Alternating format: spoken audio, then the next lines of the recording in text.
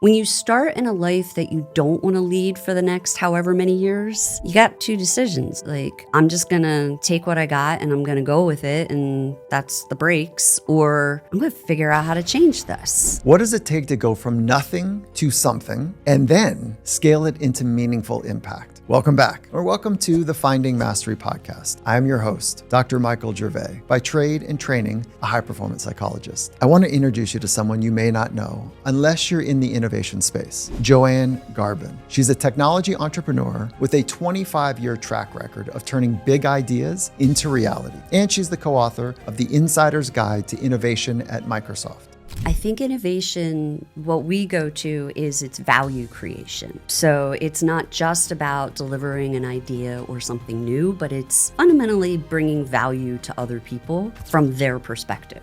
So how do you help folks understand where fear sits in the innovation process and how to work well with fear? For a lot of people, even just sharing an idea is scary. What if it's dumb? What will they think of me? That'll never work. And your response is? Not my person. Next. Right, yeah. JoAnn has led innovation teams at some of the world's most influential companies, including Microsoft. And she's got so much to offer about how to work well with failure, how to navigate uncertainty, and how to turn your idea into something that can change the world. The open space needs to be a space of possibility. If you participate in the creative process, you will tap into something that is fundamentally joyful. It is just a positive feedback loop that is fundamental to our nature, and that's where we find joy. So with that, let's jump into this week's conversation with JoAnn Garbin. JoAnn, I have really enjoyed your book. And so we have a shared common path at Microsoft that we've both had an upfront view on how they build what they build. And, you know, like every company has its challenges, but the power of innovation that is coming through and your capture of how innovation really works, I love it. I love what you've done with your co-author. It's amazing to have you here to open up how innovation works from your take, from your lived experience. And I'd like to focus on three things primarily. One is I want to talk about what sits under innovation from the lens of curiosity. I want to talk about fear, and I want to talk about humanity. But before we dive into those three, I want to read you a quote from Alex Honnold. Do you know who Alex Honnold is? I don't know that name. So Alex Honnold is one of the most significant athletes of our time. He's widely known as for climbing El Capitan without any support. So it's no ropes, just his hands. People? Yeah, no, right. Just his hands, his feet, and his head, his wits about himself. And if he makes a mistake at 3,000 feet, the consequences are real. So I would like to read you a quote from him and just kind of see how you respond to it. So Alex says, I mean, a lot of people look at the stuff that I'm doing. They're like, oh, that's crazy, because they can't imagine the mental side of climbing. But for me, the mental side has always kind of come natural, but the physical side is a lot harder. Pause. This is one of the best in the world at what he does. So I look at people who are physically gifted. I'm like, what's so crazy? How can they do that? So I ask you here, is there an analog between risk-taking and looking at how other people are doing it and being either inspired by it or encumbered by what the extraordinaries are doing? Because oftentimes the extraordinaries create a spotlight, they can create a glow, they can create, a shadow. There's a lot of things that we can be in reference to what the greats are showing us. So there's a two-part question here. One is Alex is exceptional at calculating risk, and he's also exceptional at the thing he does. So it creates an experience for the observers. So there's a two-part question embedded in his insights. How do you dance with that quote of his? It made me immediately think about the opposite ends of the economic spectrum that many innovators come from. We have a lot of innovation coming from folks that had advantage, that had money, connections, And that's true not just in tech, but art. A lot of people in art will say the only people that can afford to be artists come from money, right? You don't make a living. But that's not my journey, and that's not a lot of the people I know in life. When you come from the other side of the economic spectrum, where you don't have everything locked in and you're spending your formative years figuring out how to get it done, how to put food on the table, how to keep the lights on, your family is your team. They're not just your parents or your siblings, you're a team. That gives you skills and a risk tolerance because you've got to do it. You wake up every day, you have to do it to survive. And what you figure out very early in life is you can, right? And you figure out ways. You get really creative in figuring out how to do it. So that's why I feel like there's these rags to riches stories, but those are a little shallow, right? It's more that you've learned to be creative, you've learned to be collaborative, you've learned to face fear and survive it. You get knocked down, you get back up. And then there's the other side, which also has a ton of lessons in it. You may have had those safety nets and that capital and those networks, but you had to figure out how to overcome other things to get it done. And I don't know that experience personally, so I can't really talk to it. But a lot of people fail at that end too. Which one don't you know? I don't know the start with the safety net and have the capital and the network. I had to learn how to build networks. I had to learn how to get capital. I had to learn a lot of things and make strategic decisions to get me in position. And I share that in common with a lot of people that start scrappy people. You know what I'm interested in is the way that you just responded to a quote from one of the world's greats on risk-taking, and you went to life design. Mm-hmm. You didn't go to risk-taking to share an idea. You didn't go to risk-taking on how to lay a bet financially. You went to life design. Yeah. Meaning, first, know kind of where you are in resources, and then from there, figure out a path, if you will, on how to best flex those resources. Yes.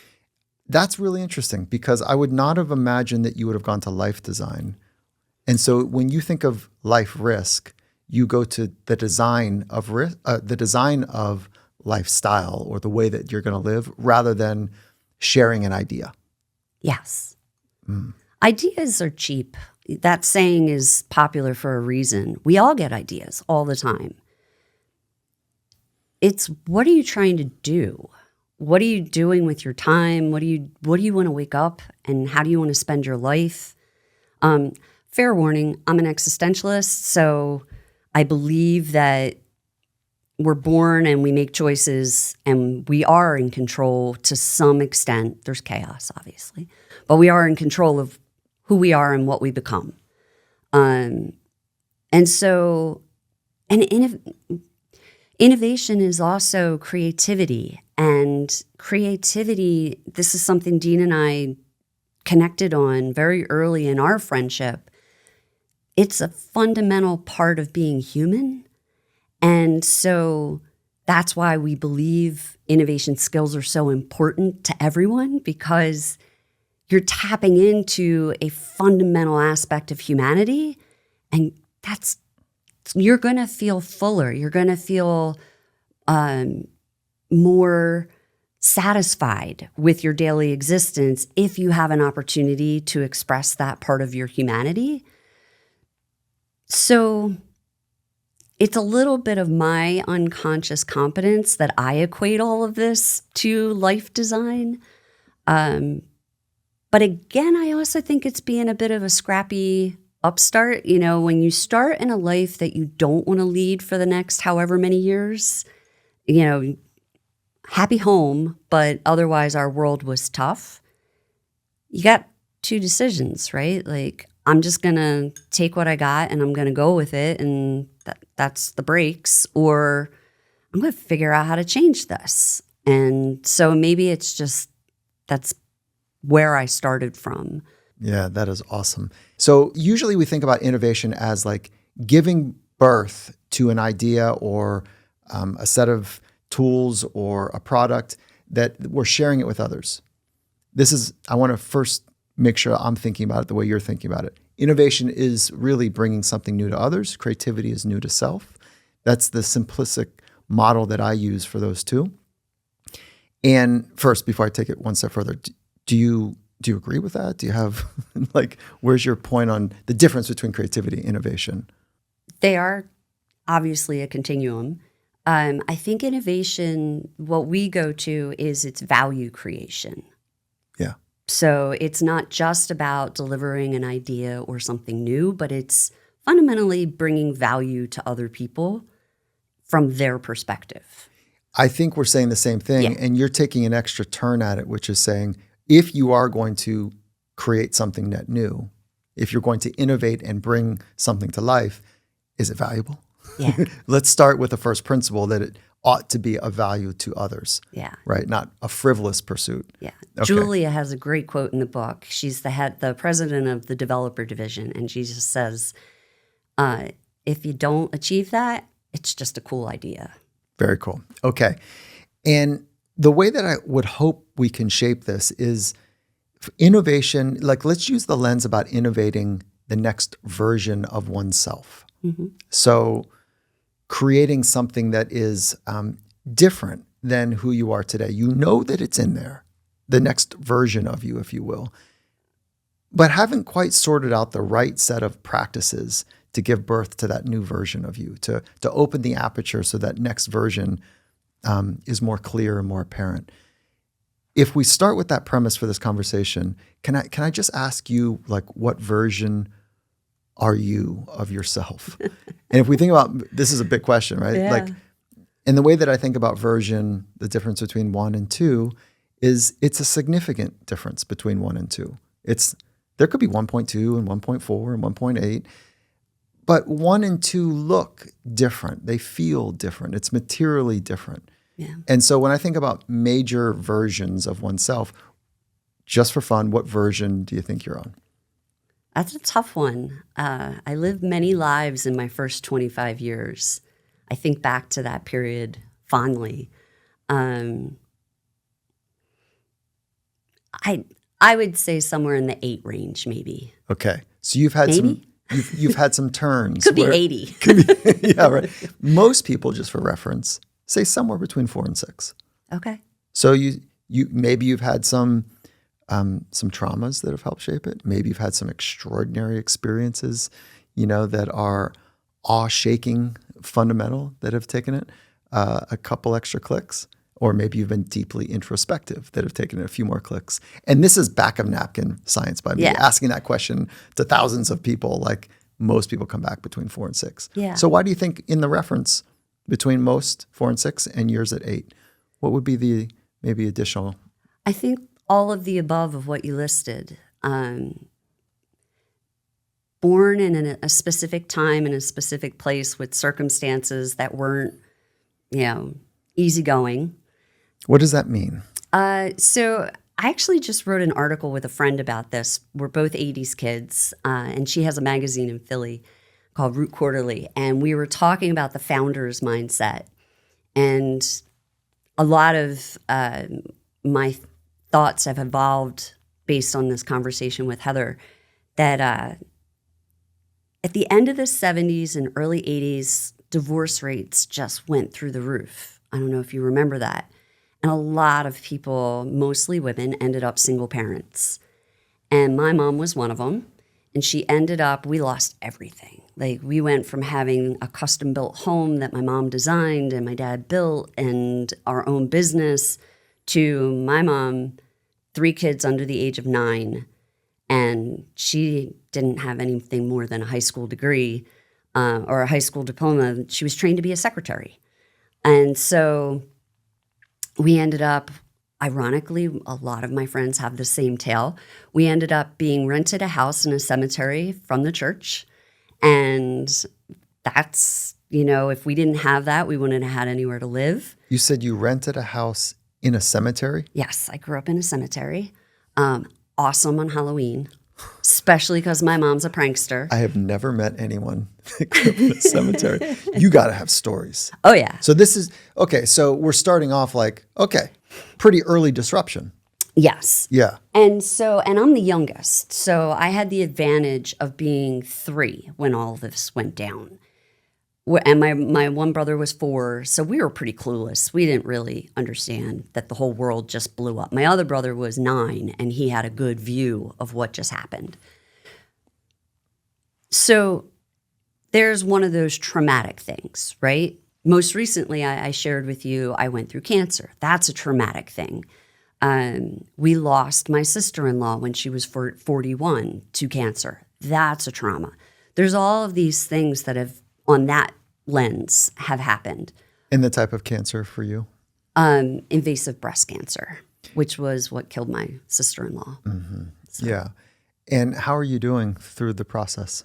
Good. Yeah. Yeah, I had wonderful care from Microsoft, from my family, from my friends, from Swedish Cancer Institute. They were amazing. Yeah. Are you Swedish, or that was the... No, that's just the network up in the Seattle region. They're amazing. They're amazing. Mm-hmm. They really are. Yeah, no, I have no complaints. I actually have a very weird take on the whole experience, that it was in total a net benefit. Okay. So we can talk about that. Yeah, I do actually want to talk one. about that, because I will always listen to the words that people share, and at the same time, there's like these other antennas that I've developed to. Yeah.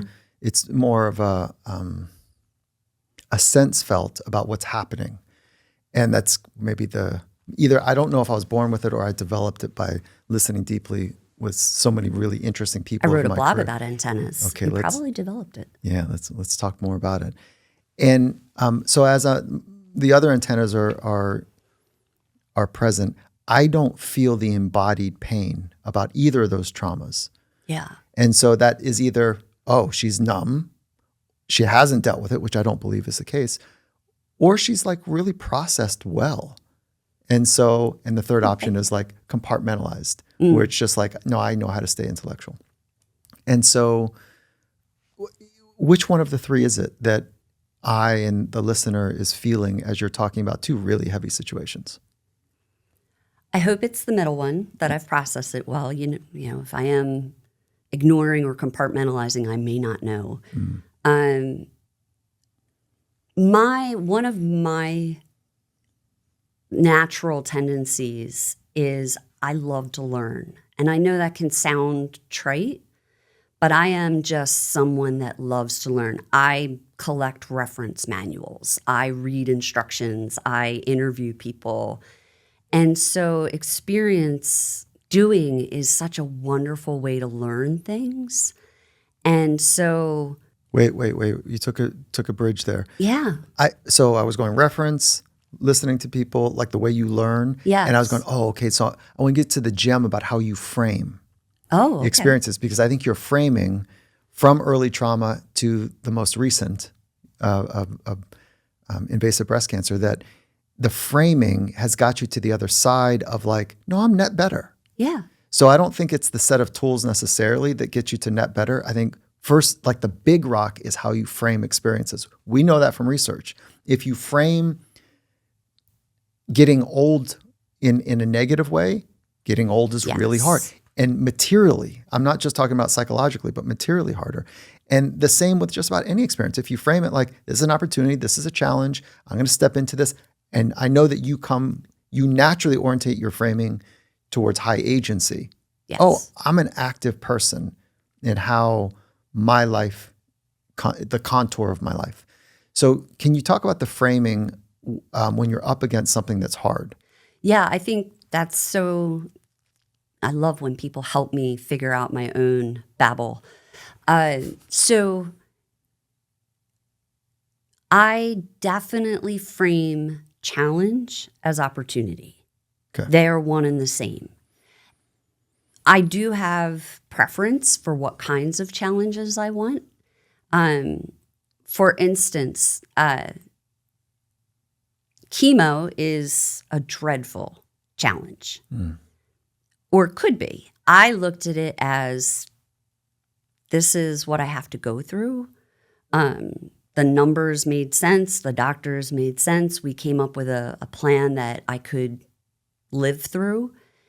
And so that, it wasn't dreadful. I actually looked forward. It was a great nap every week. I will tell you that much, because you don't sleep a lot because you're sick and everything else. But they pump you full of these drugs that knock you out, and you're in a nice warm blanket, and people feed you sandwiches, and it was lovely. Treatment was actually lovely. It's the aftermath that's pretty awful. Whereas other challenges, there are plenty of things of interacting with other people or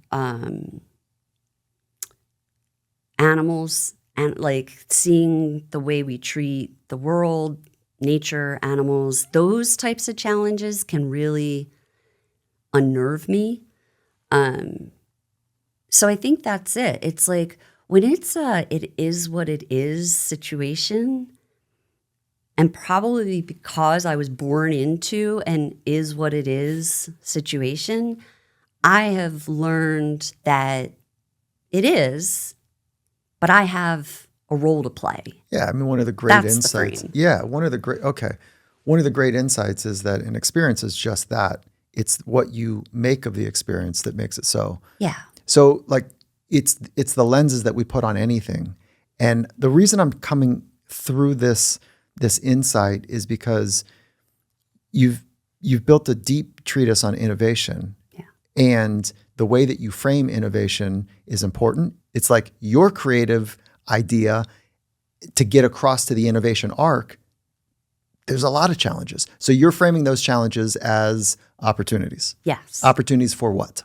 I guess for me, because I am an engineer and I'm service oriented, it's to solve a problem, to help, to fix something that's not quite working right and add value to the world. Because I'm here, I might as well do something while I'm on the planet. Oh, first principle number 2. Yeah. I'm an agent. Yeah. I shape my experience. Principle number 1. First principle number 2 is while I'm here and I'm expressing this agency, I want to do something good. And interesting. Yeah. Definitely. Okay. Challenges are interesting. Challenges are interesting. Yes. Our DNA is supposed to light up in the face of challenge and threat.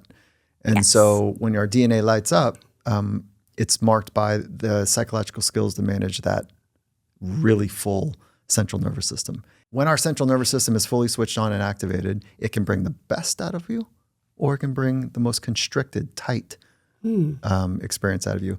I don't think anything beautiful comes from that tight, constricted, nearly frustrated, scratchy, irritable state. And it's fine to be in there. I find myself in there, much less than I once was.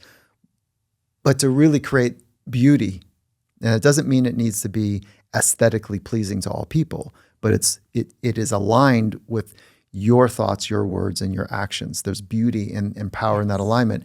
And when you can get that expressed,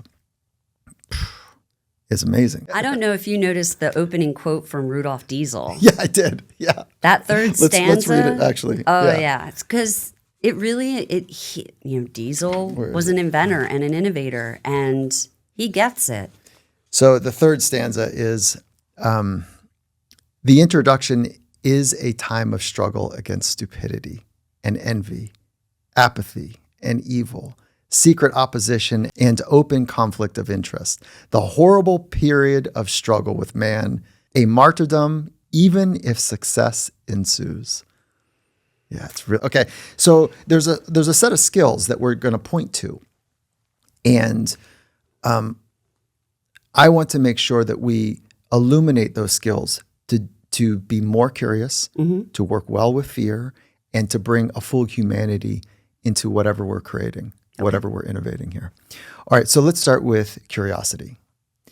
So I think to frame this properly, we would need to understand the innovation arc that you've outlined. And then if we can stitch right underneath, like, how do we become more curious in our lives to be able to innovate the next version of ourselves or the product, if you're so interested in that. So in the second half of the book, where we get into the patterns and we lay out this over time and expansive view of innovation, one of the fundamental building blocks that we found, no matter what you called it, how you framed it, was diverge, converge, synthesize. You learn how to do that and you just keep doing it over and over and over again. You'll get from nothing to something. And if you have enough business people around you, scale.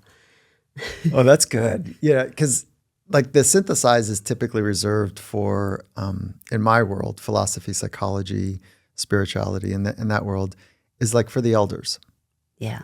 Right? Like divergent thinking, convergence of ideas, and then over time you can synthesize that into something that is insightful and potentially of wisdom. And so you're not using it in that frame. So let's define divergent, convergence, and synthesizing. So I'll start with where most people are. Most people start with an idea, and that's convergence. Whether subconsciously or consciously, you've got an idea. You've already converged on a starting point. And there's this current, thread of fail fast, iterate. You'll get it to where it needs to be, but it tanks so many people inside of companies, outside of companies, because you run out of money, run out of energy, you run out of trust. Just there's only so many iterations of anything you can do. When you do have boatloads of money and prestige or whatever, you can be sloppy. When you're scrappy, you got to be smart, right? You got to think before you do. Another one that I hate, I have a bias for action. I'm like, okay, but it's a balance, right? I have a bias for learning and contemplation, so doesn't mean I'm not doing things. I wrote a book, It's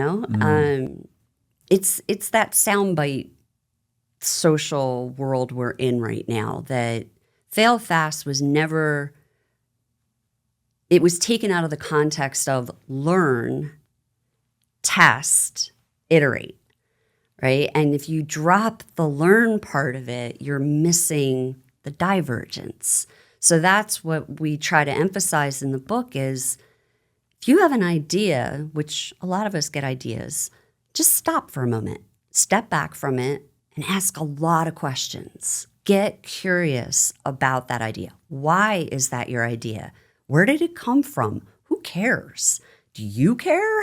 Do you want to spend the next 7 years of your life working on this idea? Because it's probably going to take that long. What benefit will it have? What repercussions will it have? How else might we solve it? What might it look like? Like, there is so many different questions to be asked. What is divergent thinking to you? Divergent thinking is exploration. It's taking up a different perspective and looking at the same thing in a new way. It's the look at the elephant from the front and you see one thing, look at it from the side, you see the other thing. And as you get more sophisticated at it, to your earlier point about synthesis, it can be, I'm going to look at this from an economic view. I'm going to look at this from a philosophical view. I'm going to look at this from an aesthetics view or a functional view or a natural function view, like a biomimetic view. I can take on all of these different personas and perspectives to explore the same exact thing and uncover countless different angles. Okay, so let me play it back and see if I'm grokking correctly. Convergence is the beginning of an idea. It's when the idea takes place and it is sprung. Yes. Okay. Divergent thinking for you, the divergent process, is when you are examining from multiple points of view. Yes. Some people are really natural at that, and other people that has to be trained or developed. Mm-hmm. And then synthesis is when you can take, let's call it a larger pool of thinking and adopt that lens or pull in those assets of thinking or resources or whatever to add to the at once birth of an idea, to pull together other industries, other assets, other ways of thinking to make something new. Did I get the last piece correct? I would say yes, and with the other views. They're both part of divergence and synthesis. So you're almost sandwiching the convergence in them. There you okay. Right? So it's not linear. It's, oh gosh, no. Bookmark in hand, innovation is loopy, very loopy. And so you take on all those perspectives to explore your idea, and that helps you go really, really wide. But what happens is, because of how we work, and you know this better than me, we will start connecting dots and we'll start converging on something. More than likely, it will be a different something than that first idea you had. That starting point is almost never the right starting point, or the most valuable, effective, scalable, workable, solvable, whatever description you want to give it. So you go wide, you either wait for that natural convergence to happen, or there are techniques to bring convergence. There are different tools for it. You get to that convergence point. Sometimes it's one thing, maybe it's two or three things. Then you synthesize it with your experiences, your intuition, your knowledge, your team's experience, intuition, knowledge, what resources you have available, what platform, what marketing, what distribution channels. That's where we talk about synthesis. Okay, that's a bit different. Thank you for the clarity. Let's use something as concrete as writing a book. Yeah. Or can you use something that is a great example of those three experiences? Yes. So we actually just use the mousetrap in the book. We say a better mousetrap. And so that's our converged starting point. I have an idea for a better mousetrap. My divergence could be, who would value a mousetrap? What else could be a mousetrap, or what else can the mousetrap do? Or why else would someone want a mousetrap? You know, the original statement of the mousetrap could have been, restaurant owners want a mousetrap to catch rodents for cleanliness. That's pretty narrow, right? When you go to why else might I want a mousetrap, I may want to study them to see how their populations interact and grow. Or I may want to see if there's different varieties of mice in this forest. Or that's a very simple way to say I've now taken myself out of the restaurant, which gives me an image of a city and dirtiness. And now I'm out in a forest just trying to understand nature. Very different mousetrap is going to come from that, right? One probably going to kill it. The other don't want to kill it. And so if you do that with any idea you have and explore it from different points of view, in this case, the ecologist versus the restaurateur, if you do that and your teammates do that, just imagine the dimensions you can unlock in any given thing. Like, that's just a mousetrap. So what if the mousetrap is the next version of myself, and I have an idea of who I would like to be? How would you walk through the innovation cycle that way? Yeah, I did this process. I did this process before I went to Microsoft. It was a big decision for me to join the company because I am happy as an entrepreneur, and big company cultures are not where I gravitate to. And so I applied the innovation process to me. And so I started with, what do I value? And no matter what you're building, you should understand who you're building it for and what they value, right? Otherwise, especially if you're trying to make money, because if they don't value it, you're done before you started, right? That's right, yeah. So did a value mapping exercise, and I have it with me. Your values in this case. In this case, when you think about innovating a person yourself, yeah, you got to know what you value, right? Do you value awards and recognition and trophies and like simplest terms, external or intrinsic, extrinsic, intrinsic. I valued things like balance, integrity, collaboration, learning, impact. Those I whittled it down to like 5 values in a product. And how did you do that? Did you use there's a free online tool called Values in Action that I found to be pretty nice. You could go look up Benjamin Franklin's virtues. You could look up Aristotle's list of virtues, or you just probably go to Copilot and ask help me out a little bit with my virtues or values. Yeah. So how did you do it? Yeah, this was 6 years ago, so tech was different. I downloaded a 400 or 500 word list of value words. Yeah, right. And then I just started highlighting, circling, relating, culling. Yeah. And you do find that like if you whittle down to like creativity, innovation, like which one actually is it brave or courage? Which one? Yes. Like they're so similar in some respects. Yep. Honesty or courage. So my wife and I did this for our son.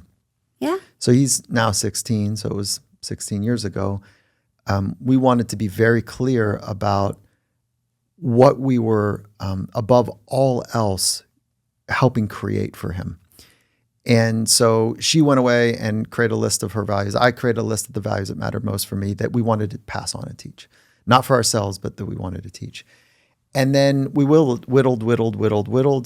We couldn't have 5. It was just too much for us to carry. Like, where do we start? And can I remember all of them? Of course I could. But so we got to 2. Nice. And we both we nodded like those are the 2. And we keep revisiting them to make sure that they're meaningful, and they still are. Yeah. So it's strength and kindness. How do you define strength? The ability to stand for what matters most. And so it could be physical strength is like I've got, the ability to recruit muscles to be able to lift something with speed or power or whatever. This is like the same model, which is, do I have the inner strength to be able to stand for what matters most to me? And I think we need those folks in this world. Yeah. And we need a little bit more kindness. Could have picked compassion, could have picked empathy. Yeah. But just the fact of kindness and strength married together feels like I want to be friends with those people. So yeah. Yeah, me too. Yeah. Anyways, so you started with values and then start with values. You take it into guiding principles. And I give examples. So many of the people I work with are engineers, and engineers are taught to have requirements. We specify what we're building, and it's very specific and to great precision. Guiding principles are not that. Guiding principles are more like bumper rails, right? But they keep you centered. They keep you grounded. So if you can communicate your values as a statement, then we, again, usually shoot for 3 to 5 of these that people can remember. So we make them short.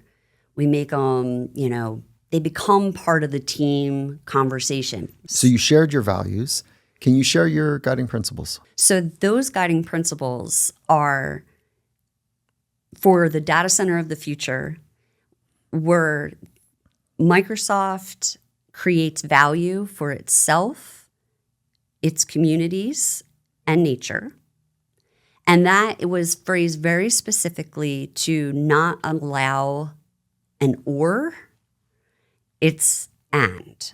So right away, our very first principle reflected a value of what the company has, which is we want to achieve more. We want to empower others to achieve more. It's not just about us making money, right? So, and with the sustainability goals we have and the responsibility goals, that all got embedded in this simple sentence of create value for Microsoft, its communities, and nature. Brilliant. Super simple for everybody in the room to hold on to. Brilliant. And then data centers are big, complicated structures. very expensive. Can't be building them as snowflakes, right? Like you can't go out and design a custom data center for every town in the world. That would be horrible. But one of the problems we have is if it's not designed to fit in the community, we're breaking our first principle. So we had to come up with a principle that helped us balance. And so we came up with the one of globally applicable, locally desirable. Okay, you're giving a masterclass on how somebody can think through how to become the next version of themselves. Yes. Know your values, understand your first principles. Yes. How do those values and first principles actually work together? Yes. And you just shared two of them that are like that. And then last kind of turn of the screw is like, what is the compelling future you're working towards? Yes. And then underneath of that, we would suggest there's a whole set of psychological skills to help you move up against the challenges well, so that the speed to innovation is enhanced because you're not stuck in any for too long of a time against the headwinds that traditionally buffer you back. Yeah. And so, fantastic. I would add one more important one. Which one? Yeah. If we Please. could. The third guiding principle is change over time. And this one was critical. We're in a large corporation working on a large entity, and it translates back to us, right, as individuals too. You are a whole person with a lot going on in your life. If our guiding principles didn't reinforce every single time that we're designing for adaptability, then very quickly, whatever we build will be obsolete. Whatever we become will be out of touch or irrelevant. The world's changing faster and faster. We grow. And so for us, we put it in the guiding principles that whatever we do has to change with the context of the environment, the age, the people. Change over time was fundamental. Beautiful. There's so much rich insight in what you've shared. So you're on it there. If we transition over to fear, what are some of the big fears you have? And then how do fears in general, and we'll learn from your unique fears in life, but how does fear, how do you work with fear? And specifically, we're talking about innovating for the next version of you, but like, what are your fears? How do you work with fears? And how do you help others work as they're trying to innovate? I'm a little bit of an odd duck on fear. I don't have many things I would call fear. There's one that every time I get asked that question comes to mind, and I fear random acts of violence. And I feel like that's a pretty good one to hold on to. Like, be prepared. Yeah. It's interesting because the data doesn't support that it's prevalent. It is there. Yeah. And I understand it. You know, I live in a city as well. I think I've learned it empathetically from my wife, who's afraid of it. And so, and fearful for good reason. It sounds like that doesn't run your system. It doesn't. But it's there. So how do you help folks understand where fear sits in the innovation process, and how to work well with fear? It's throughout the whole process. I mean, for a lot of people, even just sharing idea is scary. What if it's dumb? What will they think of me? Right. That's what will where they FOPO say? sits. Yes. Yeah. Mm-hmm. And there are far too many people in the world that are saying, oh, we already tried that. That'll never work. You just don't understand how this works. That's why you think that's possible. And your response is? My response is, not my person. Next. Got it. Yeah. And that person may come back into the innovation cycle further down the line where I need skeptics to validate, but they're not going to be in the open space. The open space needs to be a space of possibility. It needs to be, ooh, I had never thought of that. Or I've thought of that before, but I didn't pursue it. Or what are you thinking about that? How are you seeing it? Can you draw it? Can we draw it? You know, let's pull in so-and-so. I think I heard them talking about something like that. Like, if you meet a person that takes what you do and expands it, they're your people. If you meet a person that constrains it, they're not your people in that part of the innovation process. Diminishers and amplifiers. Yes. Scarcity, abundance, there's all these things, right? And But I like your agency in this narrative, which is like, no problems. I shared my idea. I'm not afraid what they'll think of me. I'm actually calibrating to see if they're part of the open space or not. Yeah. They're part of the team at this phase or not. And there might be a place for them. I love the elegance of like, not now, maybe later. maybe later. Yeah, right.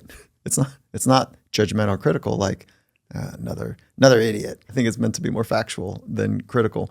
But so there's an elegance in how you're metabolizing how they share something back to you. Try, yeah. Some people try. are really difficult. I'm not going to lie. And especially, I will throw this out there, and my community knows that I speak about this often, especially if you're a woman leading innovation. Is that right? Some people are really difficult. More so. Yes. Yeah, And where do you think that comes from? social Yeah. evolution, and not just the whole framework of society. Yeah. So systemic in that way. It is. It's systemic. I have it better than my black girlfriends. So I get away with more than they do. And it is the nature of things at the moment. But that's also something we need to change. What would you want people in positions of power, independent of gender or race, ethnicity, like what would you want them to know to be a better leader? Ooh, lots of things. But specifically? Well, we're talking about innovation in the innovation arc, and we're talking about individual and, also if somebody is wanting to innovate something new as a business, right? Like a product or service. Yeah. And there's people that they're going to work with that hold a position of they can open up an aperture, they can reduce an aperture, that's kind of what leaders can do. Yeah. What would you want them to know about supporting a person that's trying to innovate or a team that's trying to innovate? Yes. So the leader's role is to give that credibility and that authority to be expansive. It's going to go counter to most people's instincts, right? Most of business is set up to rinse and repeat, to be efficient, to keep going forward. We liken it to a river in the book. Rushing forward, path of least resistance. That's not innovation. Innovation is this vast ocean that has a current. If it doesn't have a current, you're not going to get anywhere. But progress swells and crashes. And that leader's role is to allow that to happen. Let the ocean be the ocean. Let the river be the river. And the real hard part of innovation is bringing them together. Because in nature, the river runs to the ocean. The ocean doesn't run to the river. But that's exactly what we need to do to bring innovation into the world, is bring it to the river.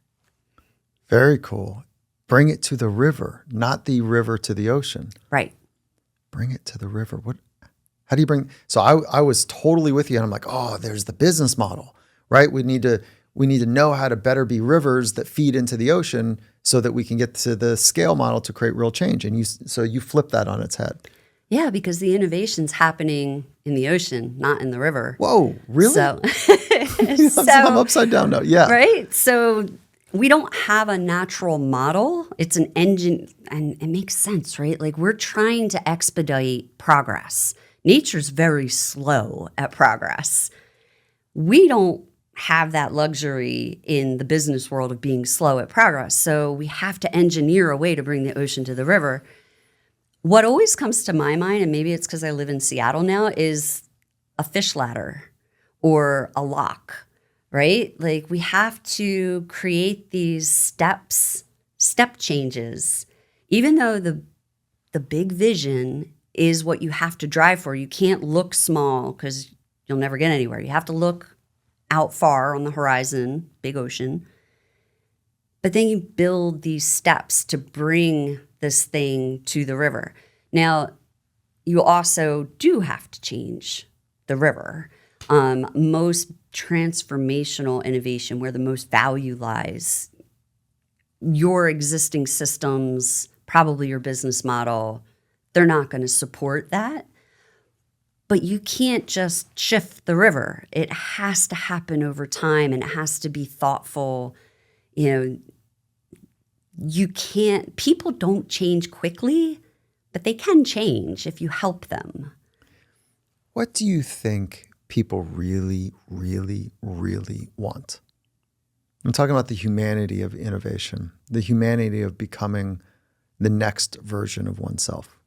I think people want to be at ease. Very cool. And that speaks to the fear part of it too, right? Like, if you can be at ease with all the fears that come up through the innovation process, they no longer disrupt you while you're trying to disrupt something. That's what I think I've done and I think Dean's done it. I think all the people in the book have done it. All our collaborative partners. We've gotten, that comfortable with being uncomfortable. We're at ease in this process. We trust the process. We know if we do the work, do the exploration, do the convergence, do the synthesis, with that big vision in mind, we know if we build stepping stones, we can do what we're setting out to do. And so that fear subsides, and we're at ease in the process. And to be at ease every day is a real gift. And then when you fold in humanity and what we're aspirationally thinking about with the emergence of AI, and there's a real fear, kind of pulling this back around, that I'm going to lose my job. I'm not I'm going to fall behind. There's all of these fears that sit underneath the surface about AI. Are these bots going to run the world? Are we on to a dystopian future? Will I concretely lose my job? And what happens if I don't know how to use this tool that everyone's talking about and I'm on the sidelines? Right. So how are you thinking about the fears that sit with the humanity, the intersection between fear and AI and humanity and AI? It's why we wrote the book. Too much magic and mysticism is wrapped around innovation, where it's the domain of a few and, the gifted arcade. It's not true. Innovation is this long journey that involves everyone in all parts of the business, in all parts of the world. And it's a skill set. And skills can be learned. And you decide how much practice you put into it. You decide what part of the journey you like the best. Like we were just talking about, some people really don't like ambiguity and uncertainty. Don't focus on the front end of innovation because it comes with the territory. But at some point, it has to come into the world, and you need system and process, and you need training and all of that. That's much more knowable. Focus there. You're an important part of innovation then if you're focused on the operational side of innovation. And so find your happy place in the journey and then learn the skills and practice the AI skills. Many of the skills we have in the book are not AI skills. They are human skills. They are how to ask better questions, how to understand meeting people where they're at and helping them come to where you are. That is a skill, and there is a process to it. And it's we hear about this all the time. A lot of people think you can argue somebody into your point of view and buying a thing, give them facts, give them features. It's not true. You got to meet people emotionally, connect with them, build trust with them. Now you get them to a point of enthusiasm about what you're doing. But you can't build enthusiasm in somebody if you don't know them. So it starts with that connection. So it's things like that, like I will say, one of my brothers is a master connector. He can connect with anybody over anything instantly. I'm not. I have to work at it. I have to talk to people that are better at it and teach me how to not just jump into the analytical, intellectual side of things, but connect emotionally with people first and then move together forward. So all of that is to say, Gen AI is a tool, and yes, play with it, practice with it. It's going to keep changing, so keep playing with it and keep practicing with it.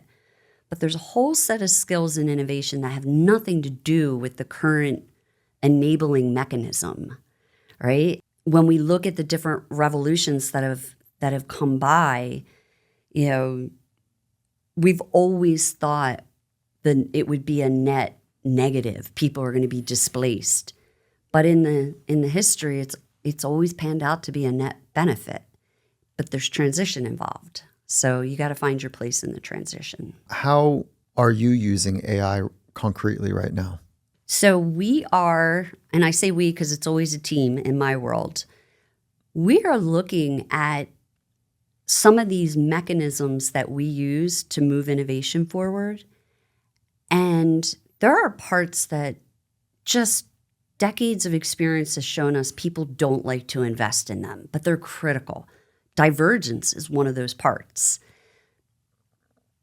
It's very hard to get the space and the time to do divergent thinking.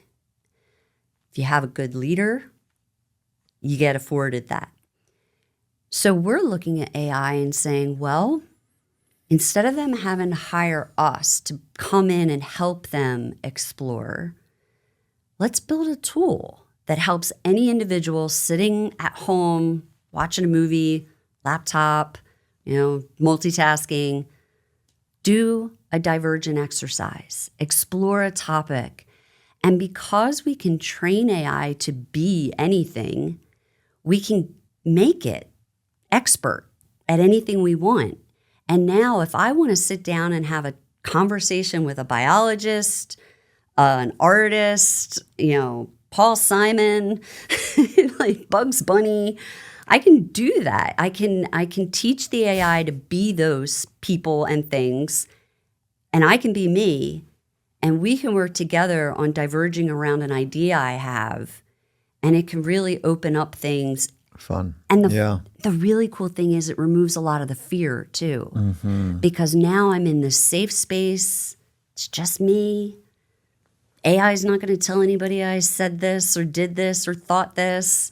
And so maybe we can help people get to this, what we call the second step, convergence, through divergence with less fear. They can get there faster. They can get there in their own time without having to ask for budget from, above for consultants to come in and help them. And we could very easily look at that and say, we're displacing ourselves. But very cool. Yeah, that's really cool. It frees us up to do other things.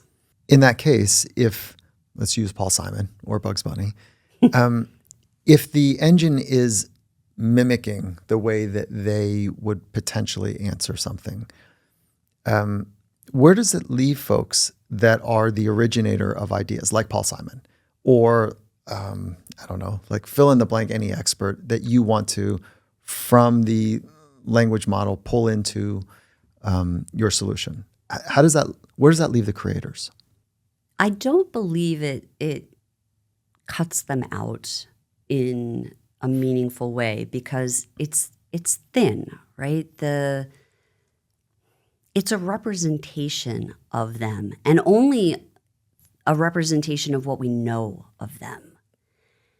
And none of us know another person fully and completely or how our magic works. So I wouldn't even begin to think I understand how Paul Simon does what he does, even though I've read books and listened to him and everything else. And the AI engine has read everything that he's ever produced and tried to make sense of it with the hallucinations when it assumes it's wrong. Right. And anybody that's playing with generative AI right now, what you'll see is it is very thin. Like if you ask it to write something for you in the perspective of Walter Isaacson, it is not producing a Walter Isaacson book. It's not even coming close to a Walter Isaacson book. I feel like it's been actually fed a lot of freshman year college term papers. It has a lot of extra words in it, but it doesn't mean it's not a useful practice to have different perspectives to bounce things with.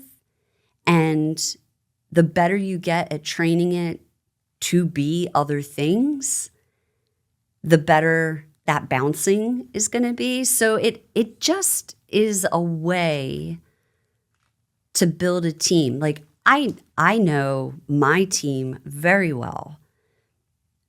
I couldn't possibly replace them with generative AI. They can't do what the people do on my team. And I don't think it'll be able to do that even as rapidly as we're progressing. Yeah. Yeah, I don't see that as the future. What do you want people to know from this deep investment that you've made in your book? For folks that are contemplating picking up the book or are halfway through it and they're like, what do you really want them to know? They can do this. They can innovate. There is a role for them in the process. They have innate value to bring into the creative journey. And it is a positive feedback loop. If you participate in the creative process, you will tap into something that is fundamentally joyful. Your day will be better. Your relationships at work will be better, but your relationships at home will probably be better because your relationships at work are better.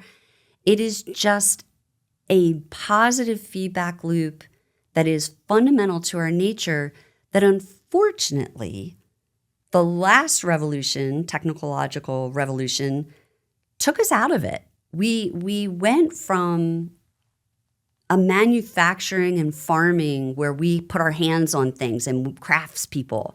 We built things. We went into this period of consumption. We just consume things. I am so glad we're coming through the end of that into opening up the knowledge economy to a tool set that anybody can learn and use and become a creator again, because that's where we find joy. Ah, I love the vision. JoAnn, thank you for your commitment to write this book to help us understand better what you've learned from the innovation cycle and how maybe we can just innovate ourselves with a bit more speed, a bit more substance, a bit more soul. So thank you for your time today. Thank you. It's been a pleasure.